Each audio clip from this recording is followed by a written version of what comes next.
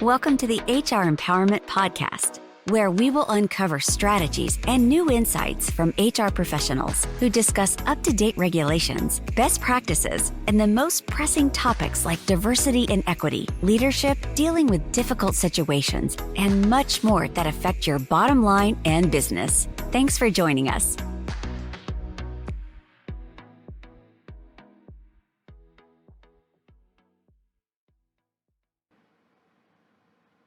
I want to talk a little bit about these reviews. I keep mentioning reviews.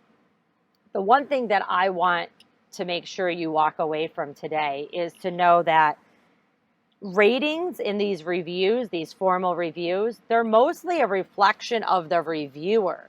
Why? So they're mostly a reflection of the manager giving the rating, A, B, C, 1, 2, 3, fully competent, partially competent, whatever you're using, thumbs up, thumbs down. But they're mostly a reflection of the person who's giving the review.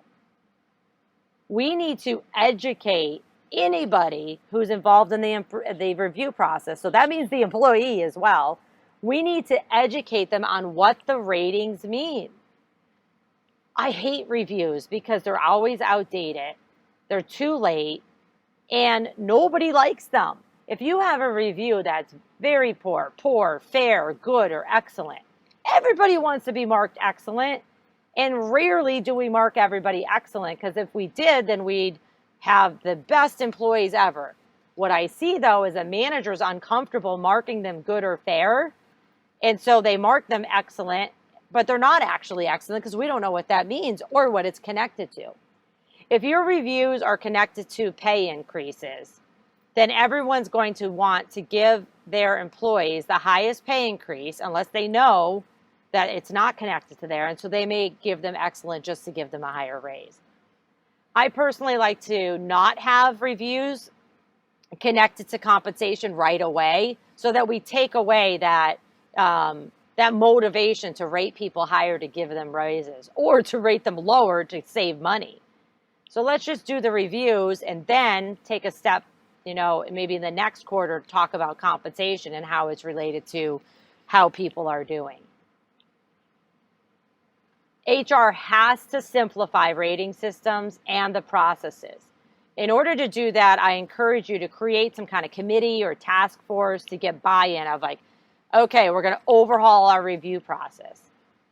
Please make sure the reviews are connected to the actual job description plus the company values, so the performance and the behavior we expect in the workplace. And then train your managers on how to use the review rating system in the official review process, but then all throughout the year. We can use technology to get this done, by the way. Employee training is so vital.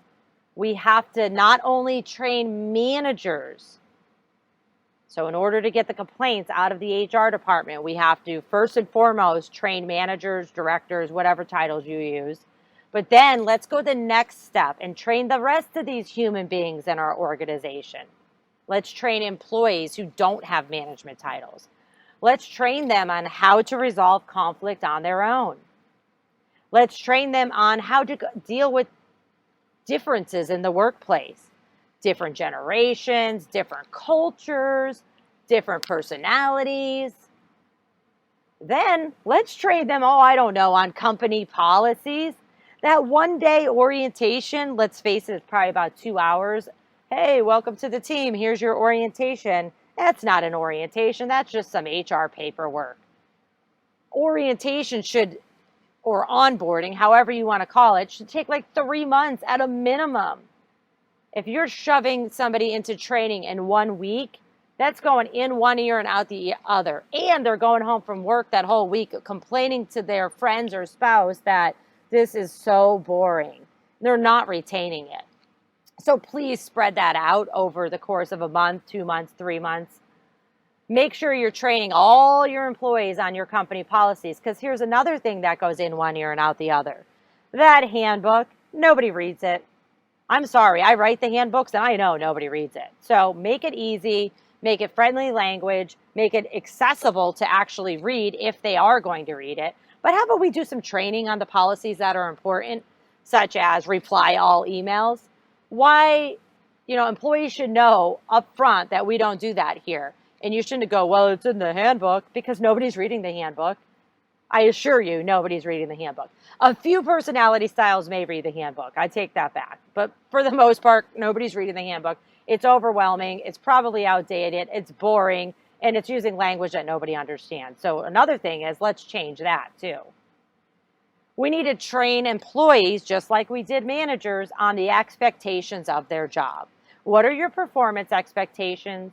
What are your behavior expectations?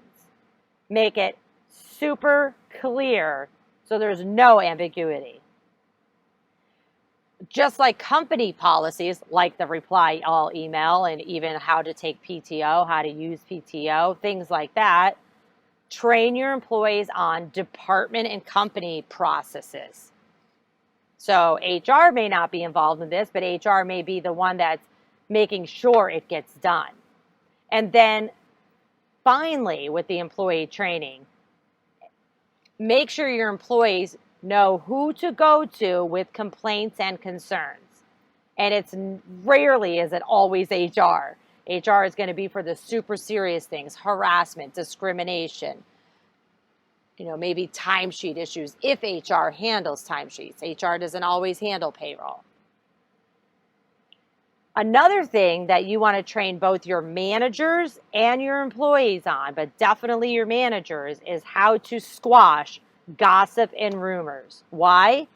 Gossip and rumors have no business in business, but that doesn't mean that it should go to the HR department.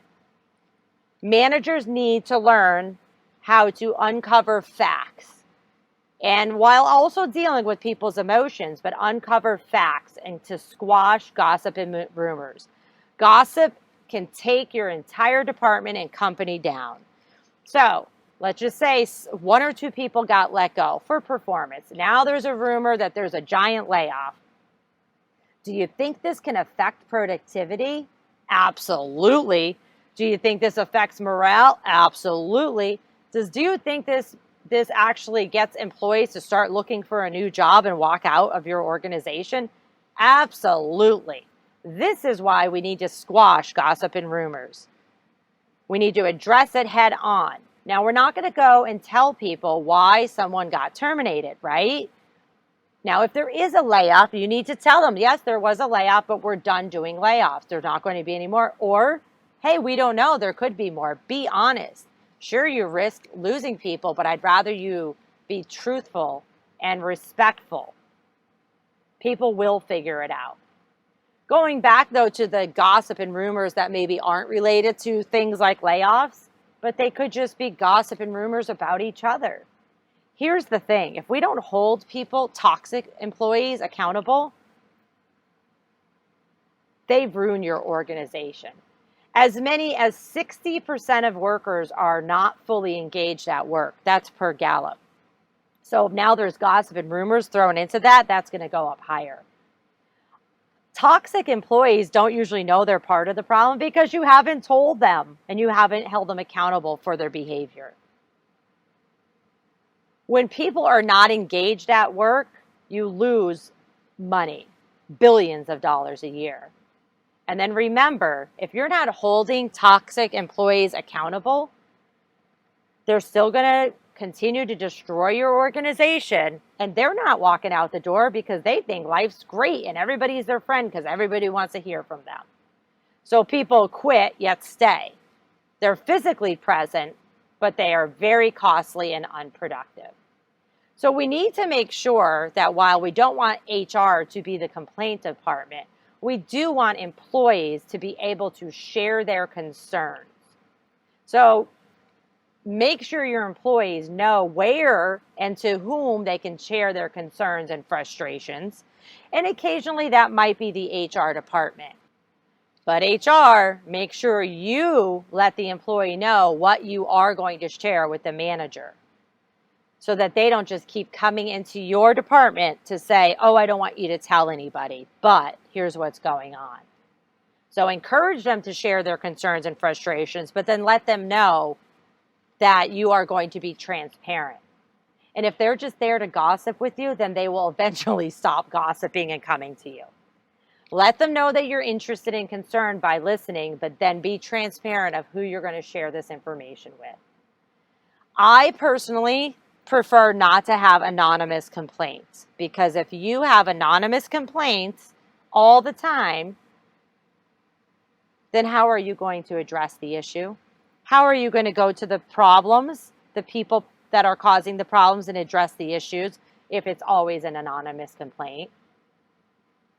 Anonymous complainers continue to complain anonymously, but never give you the full information, and you're unable to search for facts. So if they say, I don't want my manager to know, I usually hold my hand up and say, I just want to let you know I have a duty to talk to your manager, unless your manager is possibly discriminating against you or harassing you. Even then, I still have a duty to investigate, so the manager will find out. Whatever you do, anonymous or not, be prepared to act. There's nothing worse than saying to an employee, sure, come to me with your problems as HR or as a manager, but then not do anything about it. So, in order to keep HR from being the complaint department, or maybe baby steps, start having HR not be the big complaint department all the time. First, train your managers, and second, then train your employees. While doing this, you have to clearly define who handles what, and then train your managers on the items that they need to handle. And then remember, HR, redirect your employees to the appropriate party based on the complaint tree, for lack of a better word. Let them know who they go to solve each of the problems. And then finally, remember, don't fix everything for everybody. We learn by mistakes. So sometimes a manager's going to have to screw up to learn, ooh, I don't want to do that again. I don't want to be in that situation again. And the same thing for employees. Humans learn from mistakes, and mistakes are necessary even when painful. Thank you for joining the HR Empowerment Podcast, brought to you by Aurora Training Advantage. We hope you've gained new insight and strategies to navigate the HR profession. We look forward to you joining us again on the HR Empowerment Podcast.